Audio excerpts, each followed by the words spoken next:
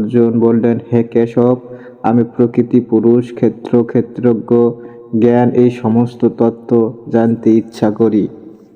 ভগবান বললেন, হে অর্জুন, এই শরীরের নামই ক্ষেত্র। যিনি এই ক্ষেত্র সম্পর্কে অবগত হন তিনি ক্ষেত্রজ্ঞ। হে ভারত, আমাকে সমস্ত ক্ষেত্রের ক্ষেত্রজ্ঞ বলে জানিবে এবং ক্ষেত্র ক্ষেত্রজ্ঞ সম্বন্ধে যথাযথভাবে অবগত হয় আমার মতে প্রকৃত জ্ঞান। সেই ক্ষেত্র কি, তা প্রকার কি এবং বিকার কি, তা কার থেকে উৎপন্ন হয়েছে এবং তার প্রভাব কি, আমি সংক্ষেপে বলিতেছি, শ্রবণ করো। এই ক্ষেত্র ক্ষেত্রজ্ঞ জ্ঞান ঋষিগণ বৈদিক শাস্ত্রে বর্ণনা করেছেন। বেদান্ত সূত্রে তা বিশেষভাবে যুক্তিযুক্ত সিদ্ধান্ত সহকারে বর্ণিত আছে। পঞ্চমহাভূত, অহংকার, বুদ্ধি, অব্যক্ত 10 ইন্দ্রিয় ও মন। ইন্দ্রিয়ের 5টি বিষয় হচ্ছে দোষ, সুখ, দুঃখ, সংঘাত, অর্থাৎ পঞ্চমহাভূতের পরিণাম স্বরূপ দেহ, চেতনা ও ধূতি।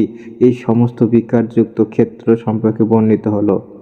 অমাননীয়তা, দম্ভশূন্যতা, অহিংসা, ক্ষমা, সরলতা, গুরু সেবা, শৌচ, আত্মসংযম, ইন্দ্র বিষয় বৈরাগ্য, অহংকার শূন্যতা, জন্ম মৃত্যু, জরাব্যাধি, দুঃখ প্রভৃতি দর্শন, পুরাহাদি আসক্তি শূন্যতা, পুত্রাদি সুখ দুঃখে উদাসীন, সর্বদা সমতাচিত্ত, আমার প্রতি অনন্য ও অব্যভিচারিণী ভক্তি, নির্জন স্থানে প্রিয়তা, জনাকীর্ণ স্থানে অরুচি, আধ্যাত্ম জ্ঞানে নিত্য বুদ্ধি এবং পরম তত্ত্ব অনুসন্ধান ঐকান্তিক আগ্রহ, এইগুলো আত্মজ্ঞানের সাধন বলে কথিত হয়। এর বিপরীত যাহা কিছু হয় সবই হচ্ছে অজ্ঞান।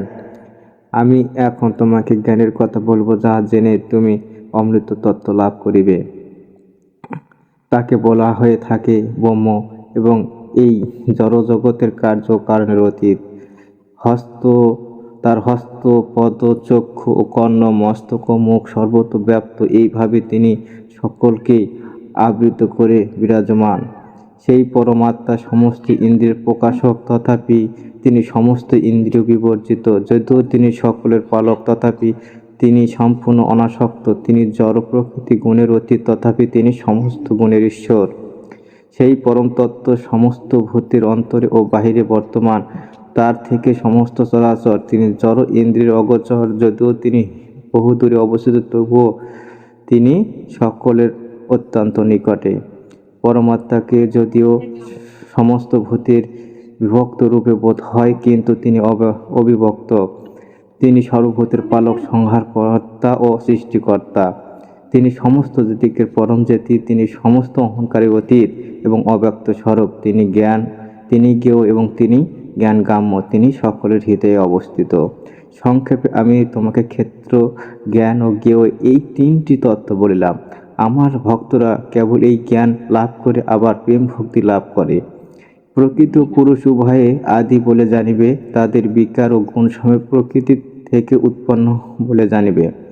প্রকৃতি সমস্ত কার্য এবং কারণ হেতু এবং জীব ও জড়জগতের সমস্ত সুখ ও দুঃখ সময়ের উপলব্ধির কারণ। জড় প্রকৃতি অবস্থিত জীব প্রকৃতি গুণসমূহের ভোগ করে। তথাপি এই শরীরে আর একজন পরম ভোক্তা রয়েছেন। তিনি পরম ঈশ্বর, পরম প্রভু। তিনি সকলের সমস্ত কর্মের সাক্ষী এবং অনুমোদনকর্তা। তাকে বলা হয় পরমাত্মা। যিনি এইভাবে জড় প্রকৃতি ও গুণের প্রভাবে অবগত হন, তিনি জড়জগতের বর্তমান হয়েও পুণ্য জন্মগ্রহণ করেন না, অর্থাৎ আমার পাশাতে আমার পরম ধাম প্রাপ্ত হন।